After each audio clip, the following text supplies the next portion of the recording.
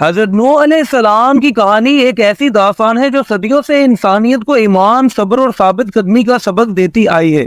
یہ کہانی ایک عظیم نبی کی ہے جنہوں نے تقریباً 950 سال تک اللہ کے پیغام اپنی قوم تک پہنچایا۔ ان کی ہر مخالفت کو صبر اور استقامت سے جھیلا اور آخر کار اللہ کے حکم سے ایک عظیم عذاب کی تیاری کی۔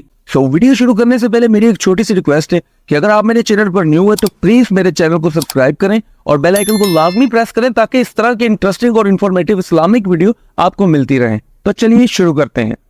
حضرت نوح علیہ السلام کا زمانہ حضرت آدم علیہ السلام کے بعد کا ہے۔ وقت گزرنے کے ساتھ انسانوں نے اللہ کی عبادت چھوڑ دی اور شیطان کے بہکاوے میں آ کر بت پرستی شروع کر دی۔ اس دور میں کچھ نیک لوگ گزرے تھے جنہیں مرنے کے بعد ان کی قوم نے یاد رکھنے کے لیے مجسمے بنا دیے۔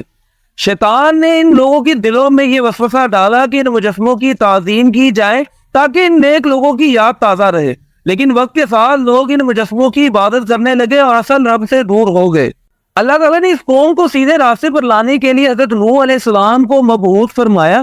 حضرت نوح علیہ السلام نے اپنی قوم کو توحید کی طرف بلایا اور انہیں بتایا کہ بت پرستی گمراہی ہے۔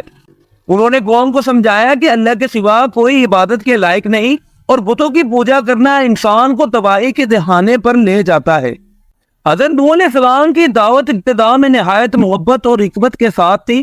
انہوں نے اپنی قوم کو نرم لہجے میں سمجھایا، انہیں اللہ کی نشانیاں دکھائی اور انہیں اس دنیا اور آخرت کی حقیقت سے آگاہ کیا، مگر قوم نے ان کی بات کو مذاق سمجھا اور ان پر ہنسی اڑائی۔ انہوں نے کہا کہ ہمیں کسی نئے دین کی ضرورت نہیں، ہمارے آباء و اجداد نے بھی انہی بتوں کی عبادت کی ہے اور ہم بھی یہی کریں گے۔ حضرت نوح علیہ السلام کی قوم میں طاقتور اور مالدار لوگ تھے جنہوں نے حضرت نوح علیہ السلام کو مختلف طریقوں سے ڈرانے اور لالچ دینے کی کوشش کی کہ وہ اپنی دعوت چھوڑ دیں، مگر حضرت نوح علیہ السلام نے اللہ کے پیغام کو پہنچانے سے پیچھے ہٹنے سے انکار کیا اور اپنی کوششیں جاری رکھی۔ حضرت نوح علیہ السلام نے 950 سال تک اپنی قوم کو دعوت دی۔ انہوں نے ہر موقع پر اپنی قوم کو نصیحت کی، انہیں دن رات اللہ کی طرف بلایا، مگر لوگ اپنی ضد اور ہٹ درمی سے باز نہ آئے۔ بعض روایت میں آتا ہے کہ جب حضرت نوح علیہ السلام لوگوں کو نصیحت کرنے بیٹھتے تو لوگ اپنے کانوں میں انگلیاں ڈال لیتے تاکہ ان کی بات نہ سن سکیں۔ وہ اپنے کپڑے اپنے اوپر لپیٹ لیتے اور ایک دوسرے کو ان کی بات سننے سے منع کرتے۔ 950 سال اس طویل عرصے میں بہت ہی کم لوگ نے حضرت نوح علیہ السلام کا پیغام قبول کیا۔ ان کے ماننے والے زیادہ تر غریب اور کمزور طبقے کے تھے۔ قوم کے سردار اور بڑے لوگ ہمیشہ کہتے تھے کہ ہم ان غریب اور کمزور لوگوں کے ساتھ بیٹھ کر کیسے ایمان لے آئے۔ وہ حضرت نوح علیہ السلام اور ان کے ماننے والوں کو حقیر سمجھتے تھے اور ان پر طنز کرتے تھے۔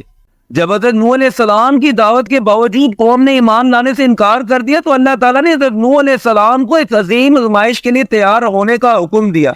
اللہ تعالیٰ نے حضرت نوح علیہ السلام کو ایک کشتی بنانے کا حکم دیا اور اس کے بارے میں تفصیلی ہدایات دی۔ اس وقت کے لوگ کشتی کے استعمال سے واقف نہیں تھے اور ایک خشک میدان میں کشتی بنانا انہیں حیرت زدہ کرنے والا تھا۔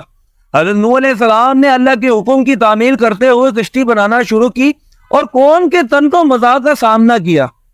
جب بھی حضرت نوح علیہ السلام کشتی بنانے میں مصروف ہوتے، قوم کے لوگ ان پر ہنستے اور مذاق اڑاتے کہ یہ کیا کر رہے ہیں، کیا یہ اپنے آپ کو بچانے کے لیے کوئی نیا کام کر رہے ہیں۔